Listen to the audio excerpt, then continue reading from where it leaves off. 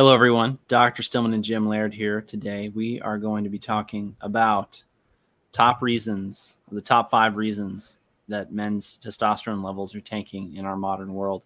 Frankly, these are actually true of women as well, but we're focused on men with their testosterone levels. The women testosterone story is a story for definitely another day.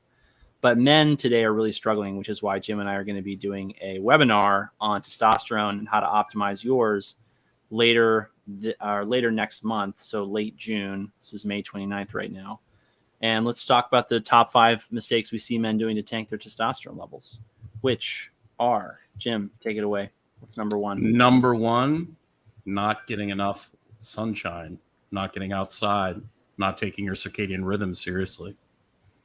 That's right. Yeah. I mean, men have not been told that light runs their circadian rhythms, and that your circadian rhythms really determine, frankly, your hormone levels. That is old research. It's research from the 19-teens, 20s, 30s, 40s. Guys like Fritz Hallwich did these studies where they looked at hormone and neurotransmitter levels in patients before and after cataract surgery, and they found that the levels were higher after cataract surgery. And if you look at the testosterone levels in the early 1900s, they were anywhere from 800 to 1200. And today, the normal, if you ask LabCorp, and this is in a population of young men who are not obese, the normal levels now are 230 something up to, I think the low limit is like 800 or 900 something. And you'll get men in that range who feel terrible, perform poorly, have low libido, they're not doing well in the bedroom, and they may have low free testosterone, which is a whole other problem. They have lots of other problems as a result of their low T, but ultimately their low T can fundamentally be related to problems with their circadian rhythms and a lack of light. What's Jim, number 2, Dr. Stillman? Well, Jim, I'm actually really curious because you've been on testosterone replacement for a lot of your, it wasn't a lot of your life when you were in your powerlifting career, but what did you see happen with all these things that are related to testosterone when you started getting more light? Well, I obviously started feeling better. My digestion improved. My health markers overall improved. But I did super physiological doses of testosterone from the time I was like 25 until I was in my mid 30s. And I tried to come off testosterone completely and go at, all natural. And that did not work very well for me. It was massive depression, no energy. The thing that people don't realize about testosterone is it basically makes hard work fun, right? So it makes you more passionate. It makes you more competitive. You look at Robert Sapolsky's work. So it makes you more driven, and that's why you see so many men today that are just struggling because they don't have that drive to do actual work, right? Yeah. So I really tried my best to get outside as much as possible and to, but I did, I made some choices in my younger days that affected my, part of it, I think, was I'm so used to being at a super physiological level that a more normal level for me just doesn't do anything for me. I've got so many receptors from the years of doing, fairly high. For the guys I was competing against, I actually was pretty moderate, but I did super physiological doses for a long time. And then when I came off and I tried to adjust naturally, I just said, hey, I've got to do some TRT. So I got on TRT, and then the difference between not being, having a testosterone below 200 and a testosterone in the normal range is it's like night and day. Exactly. Yeah. It was like it was like being in the dark and then having a flashlight. It's just not even close. But the flip side of that, right, is that no matter where your testosterone level is, we see men who are concerned about their testosterone levels doing better no matter what, right, when they get more sunlight in their lives. Absolutely. Right. Okay, the second big mistake is not enough protein.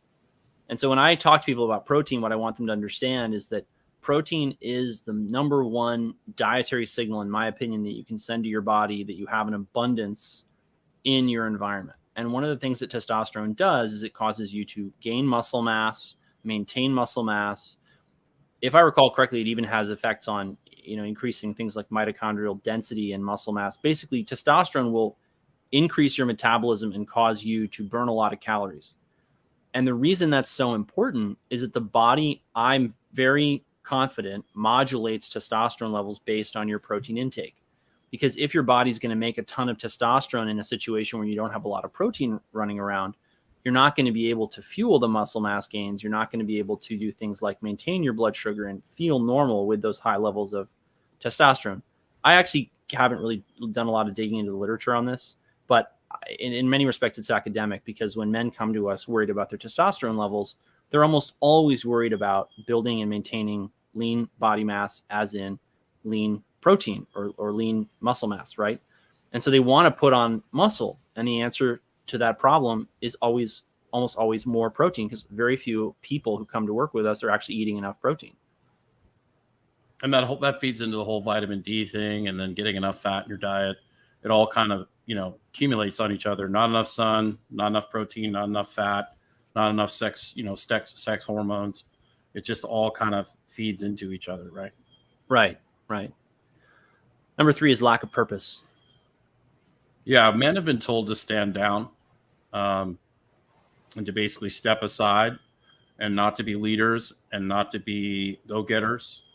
And, women have been told to step up, and it is what it is. And men are by nature designed to be warriors, designed to be conquerors.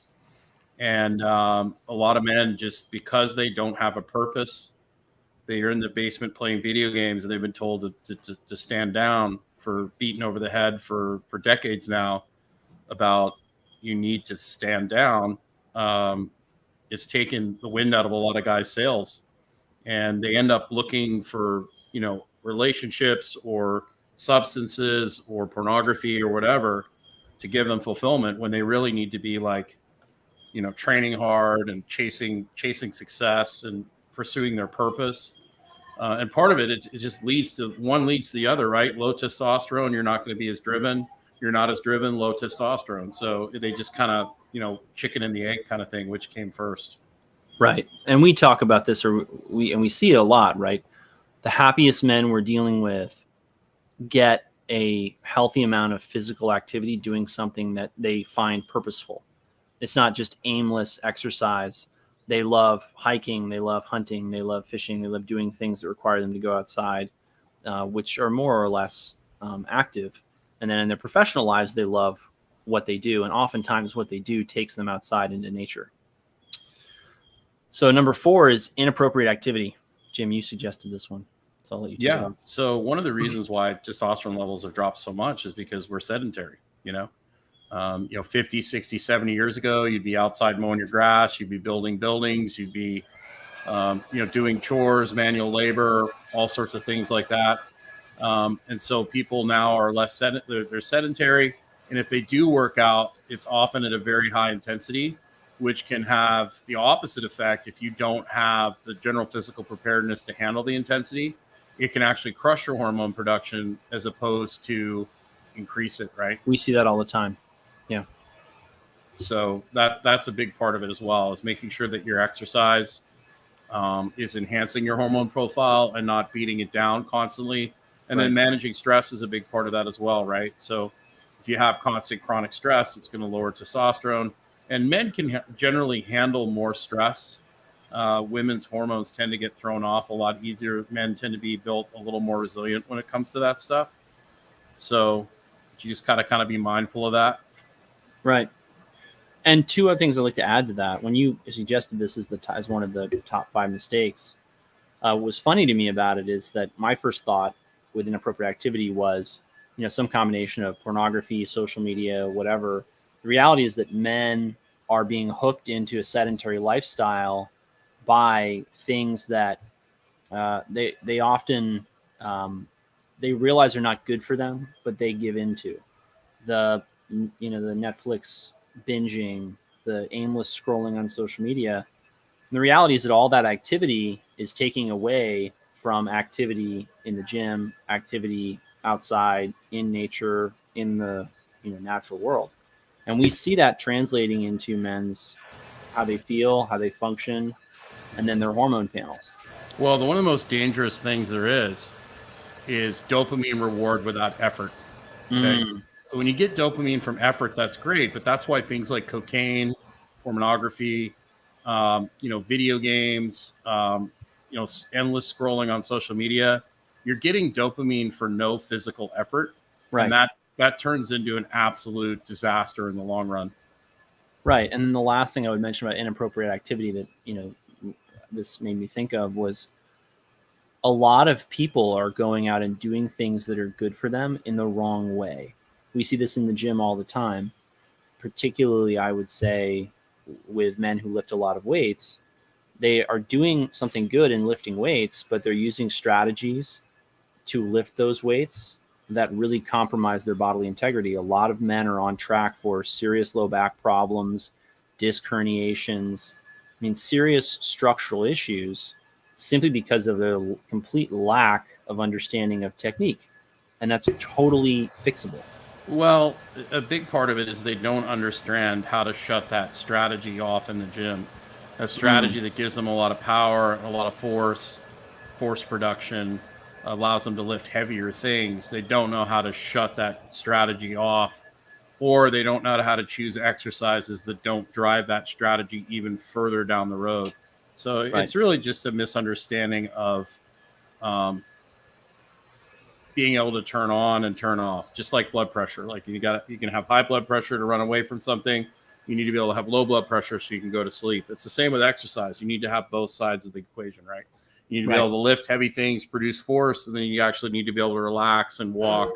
You don't need to be using 600-pound deadlift strategies to walk down the sidewalk, right? Right. And obviously you don't want to use the strategy you use to walk to lift 600 pounds off the ground. The problem is people either got stuck on one side or the other. They don't know how to turn it on and turn it off, right? Right. All right. Number 5, lack of proper nutrition. We touched on this with lack of protein. Many men recognize the importance of protein, and they will add more protein into their lives.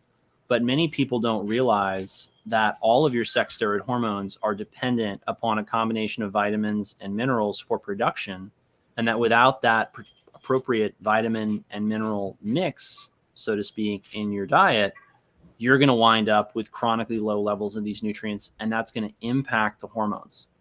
No one in academia, in my experience, really looks at this the way that they should to get to the bottom of what people ought to eat. But what we've observed is that the better nourished people become, the fewer problems they see with their hormones. And that's part of why you'll have 2 men with the same testosterone level. One of them is struggling with symptoms of low T, the other one is not. If I see anything happening as a trend in the testosterone replacement world, it's that the doctors and health professionals who are dealing with men who have low T don't understand nutrition with the level of sophistication necessary to really optimize these men. They know it well enough to give them a little zinc here, or maybe give them some other micronutrient supplements there. They know enough that diet is important, and just giving them TRT is not the solution to all their problems. But when you use targeted supplementation based on lab work, based on a complex history, based on a complex dietary review, as I will do with patients, what you'll see is that there's a lot more that you can do to support not only the level of testosterone in a man's body, but also the function of that testosterone. Because ultimately, you have to remember, all these hormones act biochemically through pathways. Saying that you have a normal testosterone level, the testosterone itself means nothing. It's the effect it's having through those biochemical pathways. And if you can't run those pathways with the nutrients necessary for those pathways, what people end up doing is adding more and more and more testosterone to the mix, when in fact they're missing a more important underlying problem.